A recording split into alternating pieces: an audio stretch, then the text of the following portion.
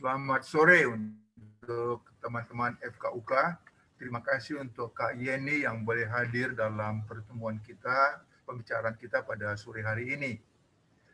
Apa yang menjadi visi dan kerinduan kita adalah bagaimana FKUK membangun kehidupan gereja sebagai eklesia mulai daripada anak-anak sehingga benar-benar mereka bisa tumbuh dan berkembang sebagai garam dan terang di tengah-tengah kehidupan masyarakat.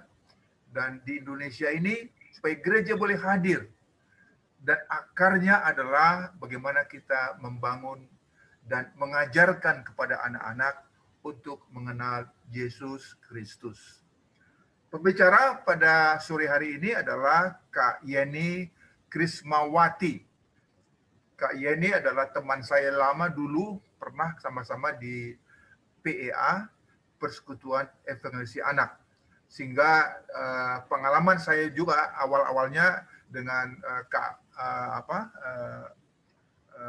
PEA, maksud saya di situ, kita kaya dengan pengalaman pembinaan anak-anak. Sehingga pada saat kita berbicara apa yang kita mau kembangkan di FKUK, makanya pada hari ini dalam pemikiran itu hadir Kak Yeni untuk memberikan pokok-pokok pemikiran bagaimana kita membangun untuk hari depan bangsa ini dari pembinaan anak-anak masa muda sampai menjadi pemimpin pada masa yang akan datang.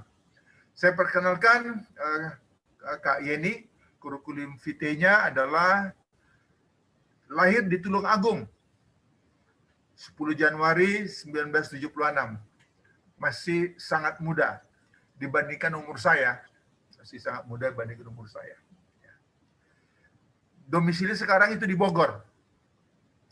Jadi tempatnya sejuk, sehingga yang tinggal di Bogor pasti hatinya cerah terus.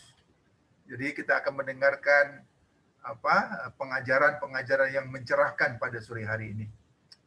Suami Joshua Nababan.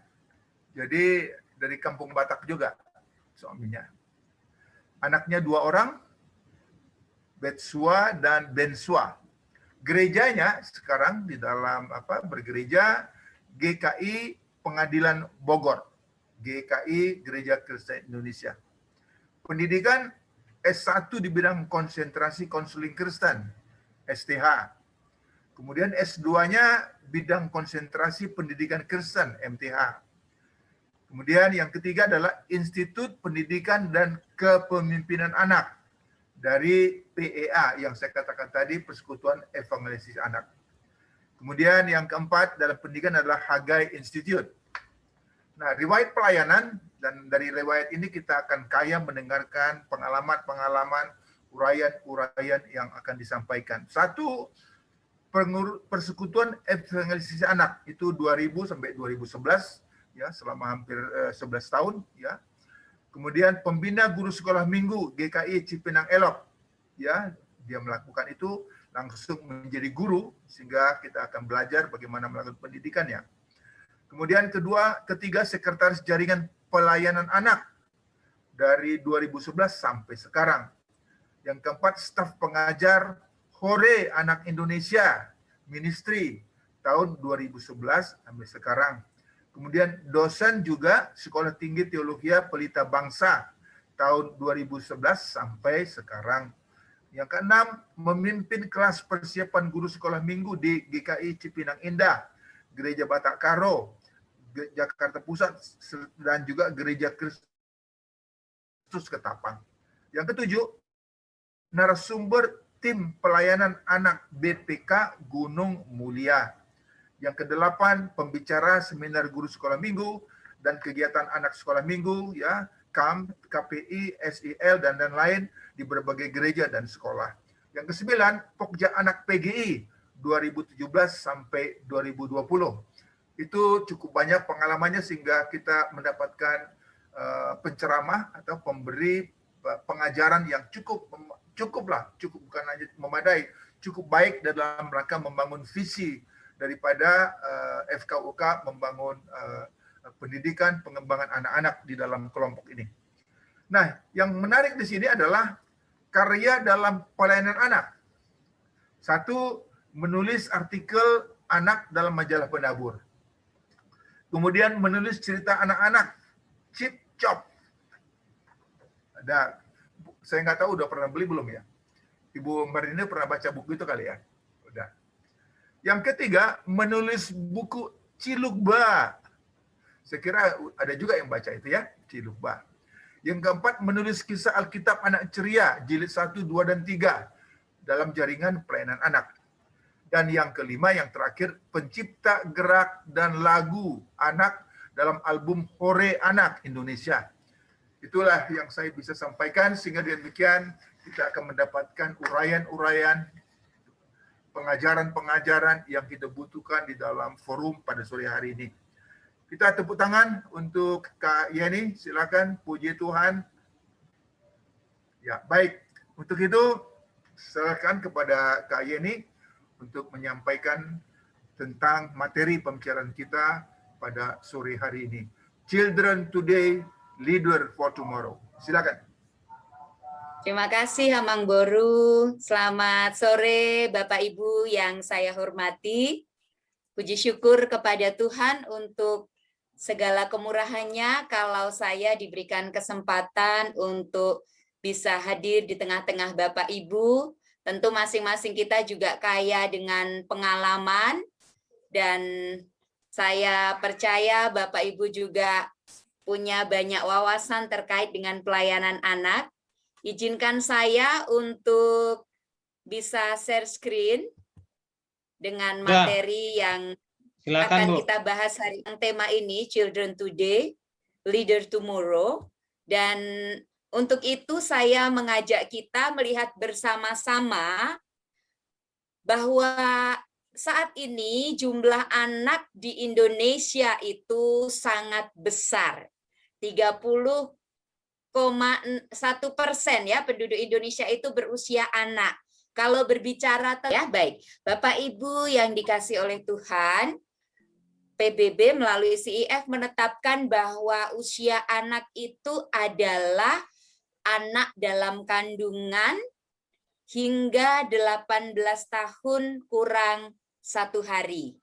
Jadi kalau kita berbicara soal anak, maka ruang lingkupnya adalah usia dalam kandungan tadi sampai 18 kurang 1 hari. Jadi pas bertepatan nanti pada hari ulang tahunnya dia sudah disebut masuk kepada masa dewasa awal.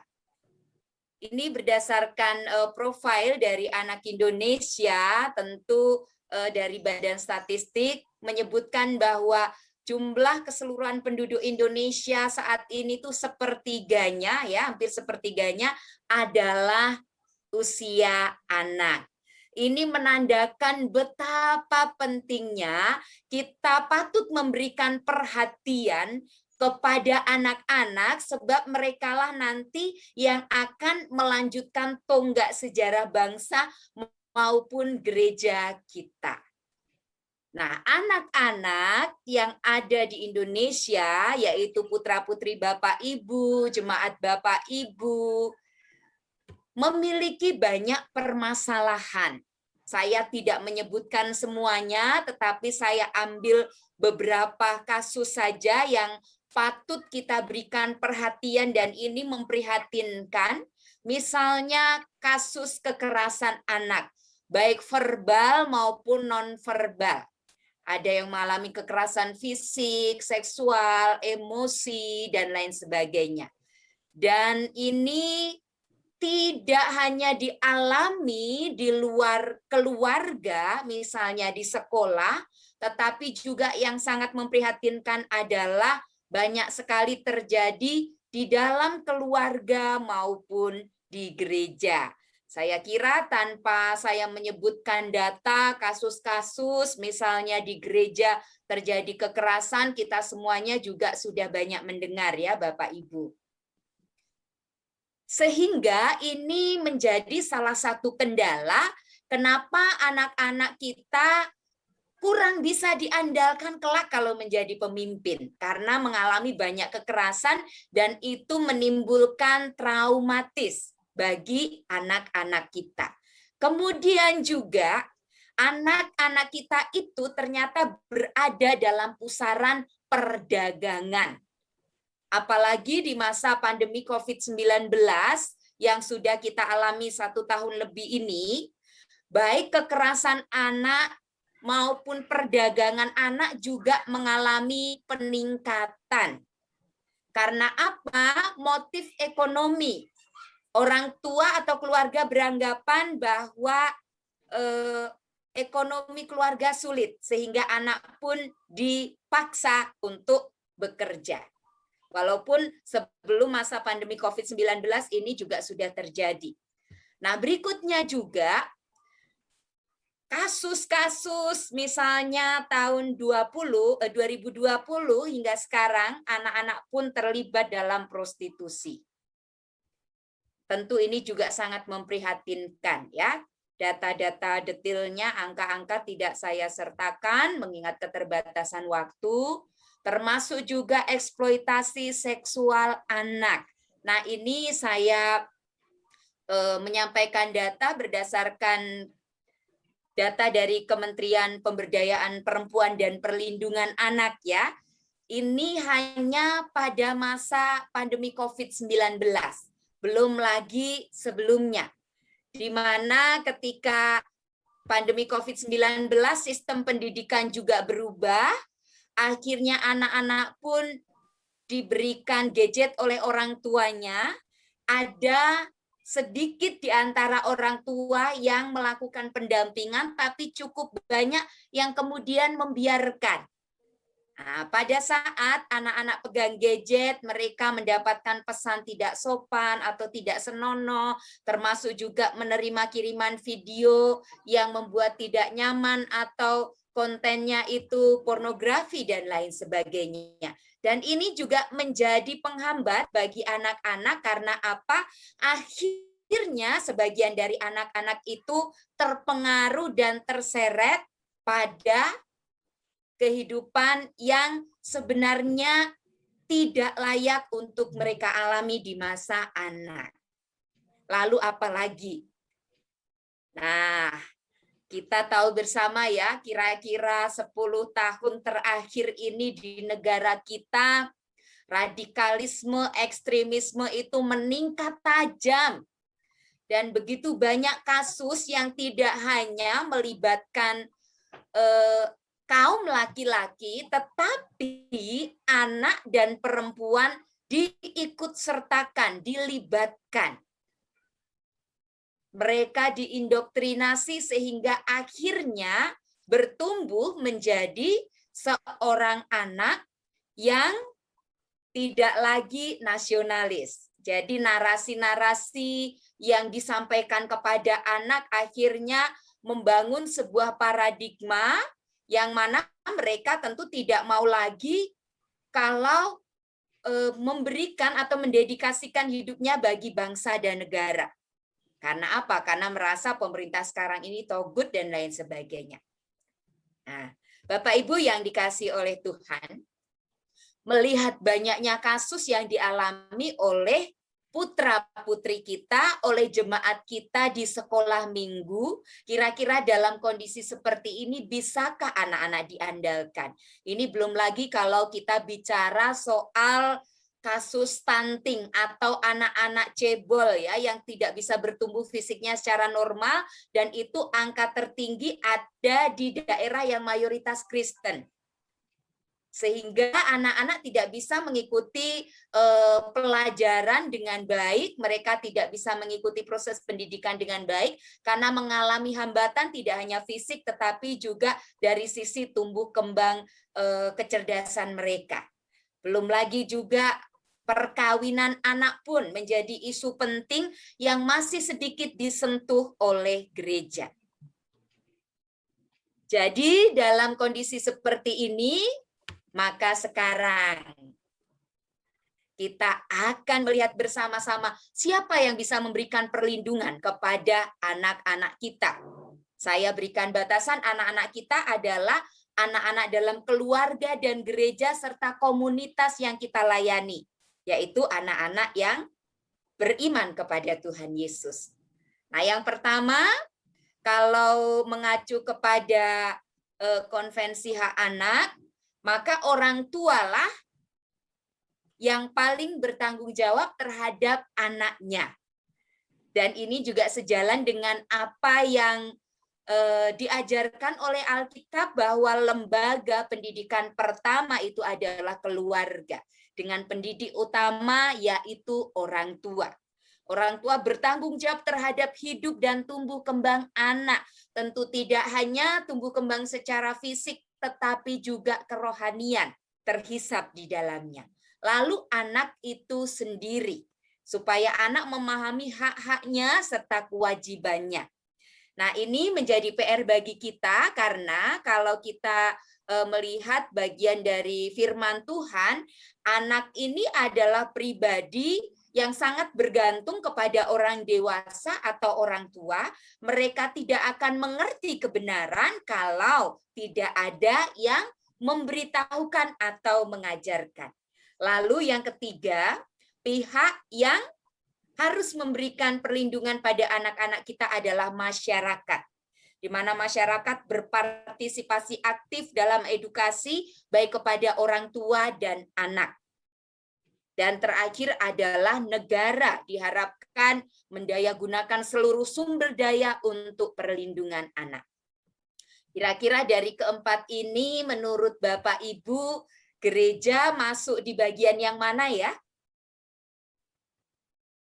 Kira-kira gereja masuk di bagian keberapa? Pak Purba mungkin betul sekali ya, ketiga. Jadi masyarakat ini adalah para pihak, baik lembaga-lembaga keagamaan, lembaga-lembaga pendidikan, jadi termasuk juga gereja ya, yang harus berpartisipasi aktif untuk memberikan edukasi kepada orang tua maupun anak.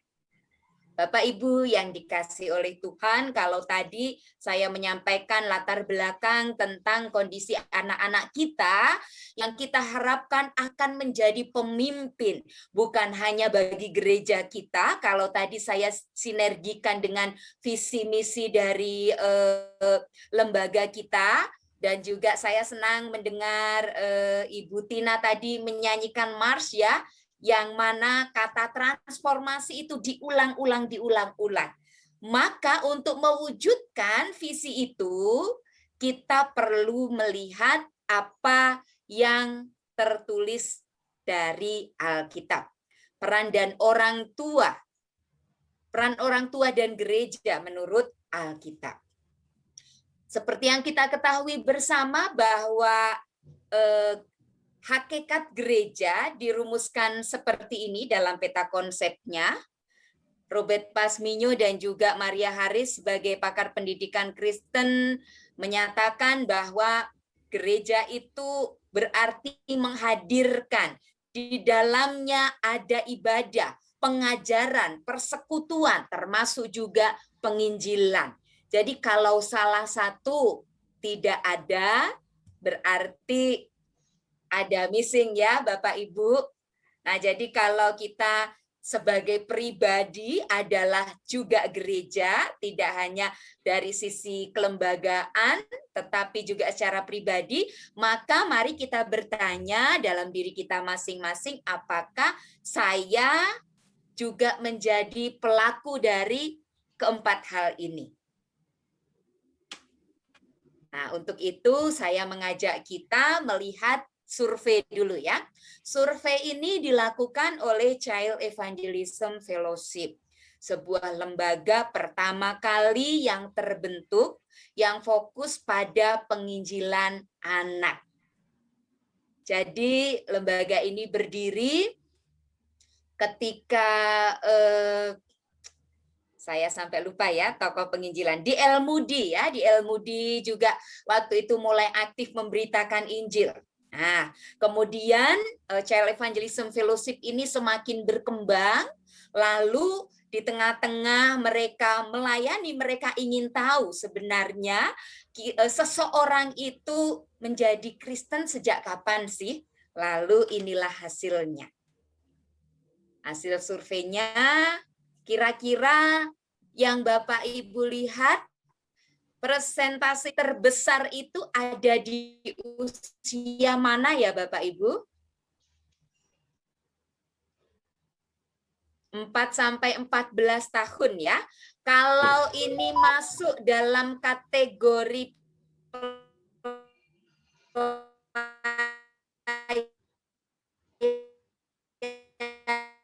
pelayanan gereja atau ada di komisi mana?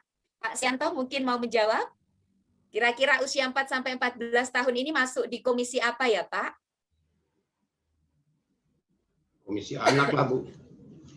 Komisi Betul, di komisi anak ya. Anak, Betul sekali di iya, komisi iya. anak ya.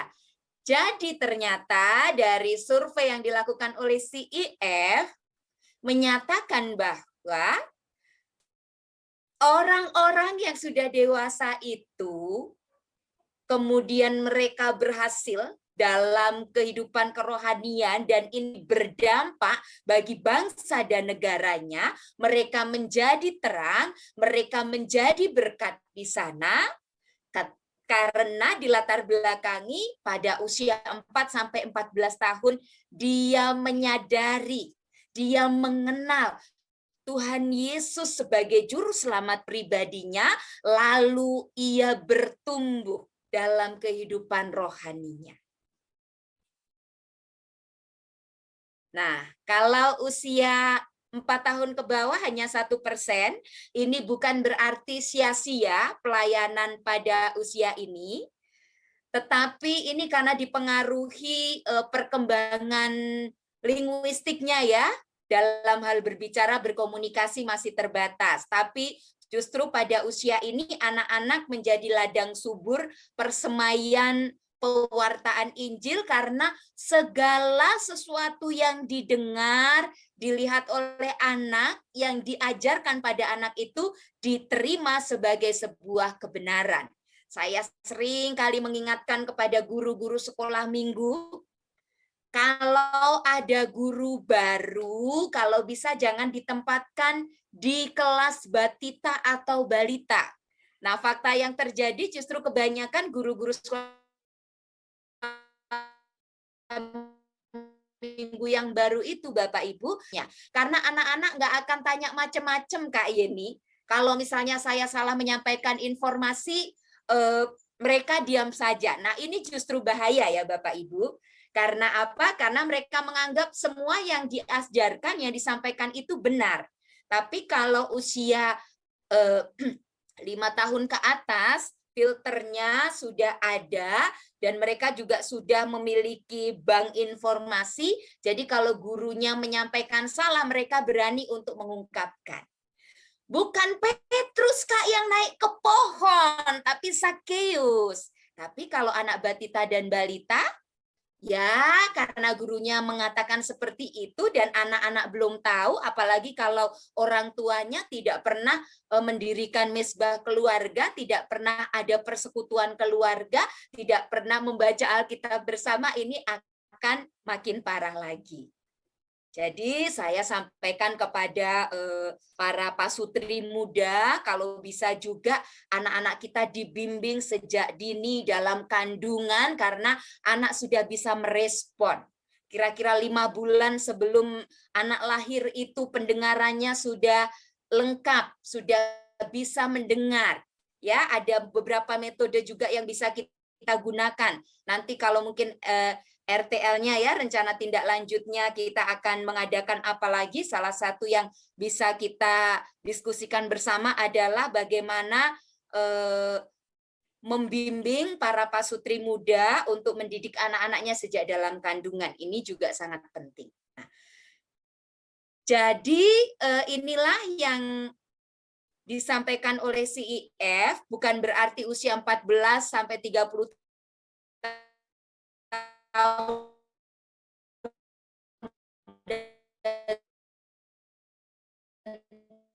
30 tahun ke atas itu tidak pernah dari survei ini, dan nanti bahwa anak itu adalah ladang persemaian yang sangat subur untuk segala hal, termasuk untuk mempersiapkan dia menjadi seorang pemimpin.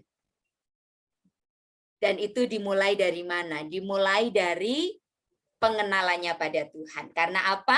Karena pengenalan pada Tuhan itu tidak hanya membawa pengaruh bagi keadaannya di dunia ini, tetapi bagi kehidupan kekekalan.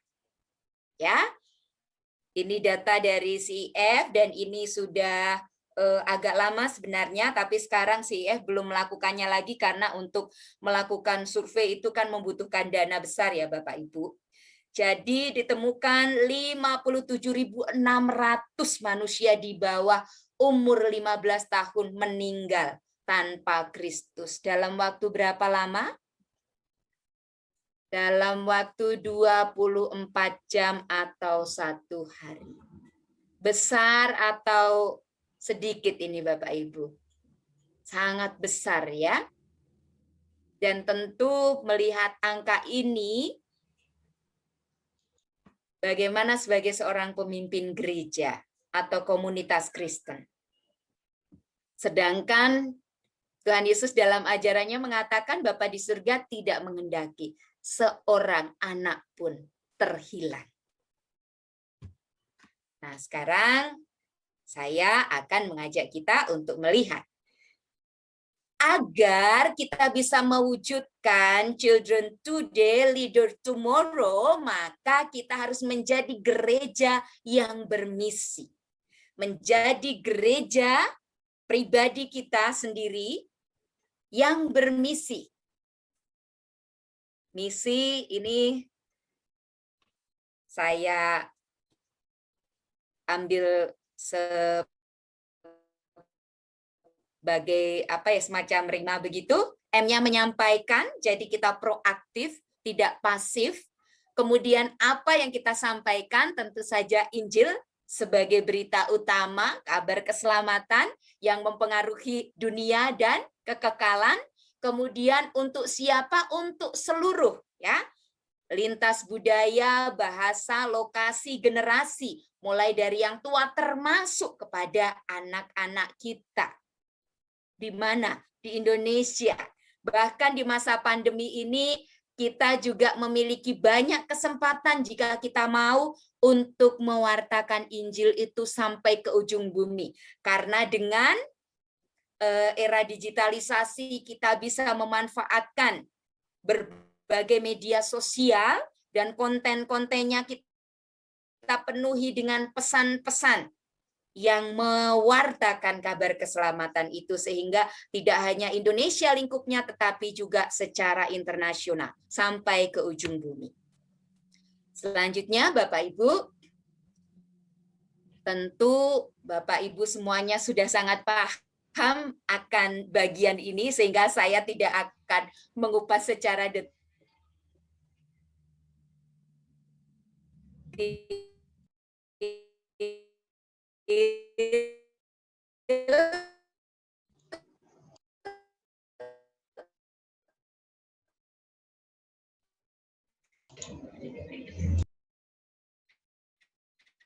Hanya mau memberikan dimulai dari mana? Kata merujuk pastikan apakah anak saya, apakah asisten rumah tangga saya, apakah bere saya, apakah pahopus saya, semuanya itu sudah mengenal Tuhan Yesus sehingga kita bisa memuridkannya, membaptiskannya dan mengajarkannya. Jadi tahapan-tahapan ini adalah proses di mana kita mempersiapkan anak menjadi pemimpin yang bisa kita andalkan. Tidak hanya menjadi pemimpin yang nanti akan menggantikan kita sebagai majelis, sebagai pendeta, tetapi juga misalnya Pak Siregar ya, di pemerintahan hadir anak-anak Tuhan yang hidup mengasihi dan takut akan Tuhan, tidak korupsi, menjadi andalan bagi pemerintahan, dan ini kita bisa persiapkan anak-anak kita. Jadi kita memiliki generasi yang nanti menjadi pemimpin. Kalau gereja itu, kalau anak adalah gereja masa kini dan masa depan, Jadi anak tidak hanya sebatas gereja masa depan, tapi sudah menjadi gereja di masa kini dan juga masa depan. Namun soal pemimpin ini kita mesti siapkan. Karena ini bicara soal keterampilan dan juga latihan. Berbicara soal mempersiapkan anak-anak kita sebagai pemimpin, maka konsep pemuritan yang dilakukan oleh Tuhan Yesus ini tentu sangat bagus sekali ya. Jadi sebagaimana Tuhan Yesus juga melatih kemudian mempersiapkan murid-muridnya yang ketika Tuhan Yesus selesai melaksanakan misinya di dunia, maka pelayanan itu dilanjutkan oleh para rasul. Demikian juga dengan kita. Ketika kita sudah tidak ada lagi di dunia ini, maka anak-anak kita lah yang nantinya akan mendirikan atau meluaskan shalom kerajaan Allah di dunia ini melalui pelayanan mereka, melalui karya-karya mereka. Dan ini bisa kita lakukan apabila terjadi pemuritan. Saya juga tidak akan membahas panjang lebar di sini karena pasti Bapak Ibu semuanya sudah memahami ya soal matetes pengikut Yesus dan juga menjadi murid Yesus. Yang pasti bahwa anak-anak ini pun kita muridkan sehingga dalam proses yang terus-menerus mereka alami, mereka menjadi murid Kristus yang dewasa. Dan kalau bicara murid Kristus yang dewasa tentu tidak hanya dari sisi spiritual, tetapi holistik, menyangkut berbagai bidang kehidupan. Nah, kalau kita melihat, ini adalah bagian dari anak-anak kita ya. Ketika pemuritan itu kita lakukan, maka tugas seorang murid adalah belajar apa saja, belajar mengenal Tuhan. Alkitab memberikan banyak sekali rahasia kehidupan yang bisa menjadi berkat kalau kita sungguh-sungguh mengikut Tuhan, menjadi murid Tuhan, maka di sana ada rahasia bagaimana menjadi berhasil, tidak malas-malasan, rajin, jujur, dan lain sebagainya. Kemudian juga pantang menyerah, dan lain sebagainya. Jadi dalam pertumbuhan sampai anak pun berani membayar harga. Saya cukup sedih dalam banyak pembinaan guru sekolah minggu. Salah satu yang dikeluhkan adalah sedikit jemaat atau anak-anak muda yang mau menjadi guru sekolah minggu. Tapi kalau kita memuridkan anak itu sejak kecil, maka mereka akan bertumbuh menjadi anak yang bahkan bayar harga itu sebenarnya sesuatu yang wajar atau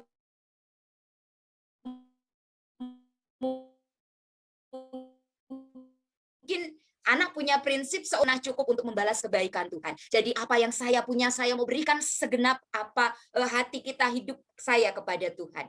Saya ambil contoh misalnya anak-anak kami tentu sejak dalam kandungan sudah kami perkenalkan kepada Tuhan. Waktu saya mengandung, suami saya selalu bercerita kepada anak saya, mengajak memuji Tuhan. Begitu juga waktu lahir, ya, waktu lahir pun langsung dibisikkan syahadat. Nak, kamu adalah milik Tuhan Yesus. Tuhan Yesus adalah juru selamatmu. Kasihi Tuhan Yesus dengan segenap hati, jiwa, dan kekuatan akal budimu. Supaya apa? Supaya anak juga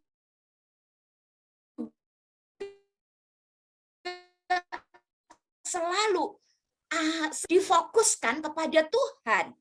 Dan ini sejalan dengan apa yang diajarkan oleh Ulangan 6 ayat 4-9 sebagai salah satu dasar pendidikan iman.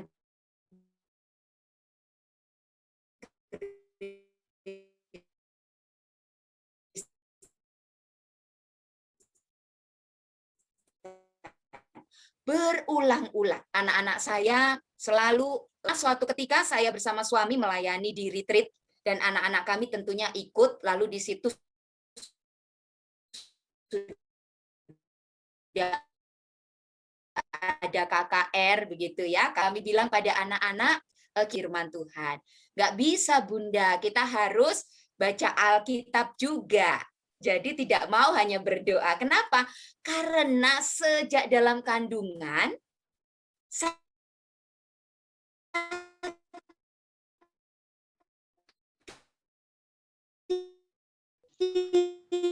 tiap hari, sudahan apapun, ya harus tetap hidup.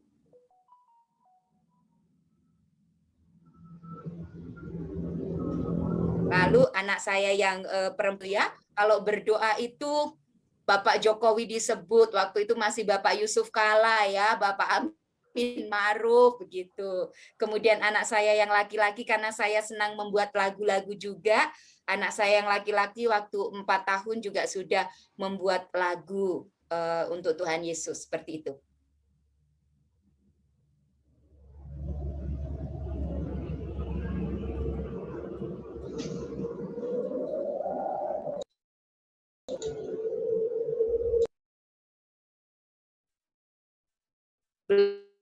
Belum lagi juga murid-murid kami bersama-sama pernah melatih anak berkumpul dari berbagai pelajaran sesuai dengan kurikulum, sehingga mereka akhirnya bertumbuh. Misalnya dalam hal bermisi, ada satu keberanian, ada satu kerinduan untuk menceritakan siapa Tuhan Yesus kepada teman, atau misalnya kepada Pak satpam mereka di sekolah.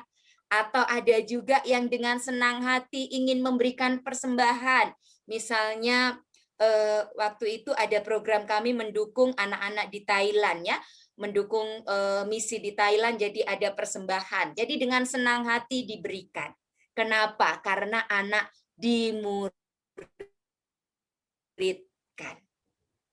Dan sebagian sudah punya anak, mereka pun melakukan hal yang sama kepada anak-anak mereka, dan ini tentu menjadi sebuah ungkapan syukur tersendiri bagi kami. Baik, Bapak Ibu yang dikasih oleh Tuhan Yesus, ini yang terakhir, indikator pemuritan yang jika kita melakukannya, maka anak-anak akan mengalami ini, kehidupan yang mengutamakan Kristus, hidup dalam ketaatan, berbuah bagi Kristus, hidup dalam kasih, pewarta kebenaran. Sehingga dari semua